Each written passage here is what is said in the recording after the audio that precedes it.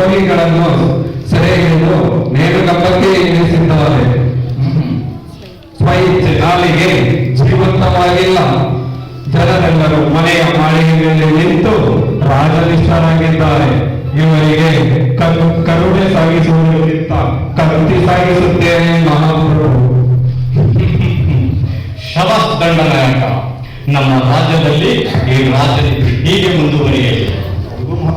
ಹೌದು ಮಹಾಪ್ರಭು, ಈ ದಿನಮಾನಗಳಲ್ಲಿ ಜನಸಂಖ್ಯೆ ಹೆಚ್ಚಾಗುವುದರಿಂದ ಜನಗಣತಿ ಮಾಡಬೇಕಾಗಿದೆ ಮಹಾಪ್ರಭು. ಜನಗಣತಿಗೆ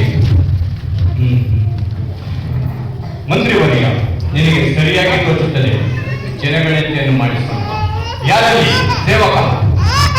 ನಿಮ್ಮ ಅಪ್ಪಣೆ ಮಹಾಪ್ರಭು. ಹೋಗಿ ಡಂಗುರು ಸಾರರನ್ನು ಕರೆದುತ್ತಾರೆ. ಆಗಲಿ ಮಹಾಪ್ರಭು.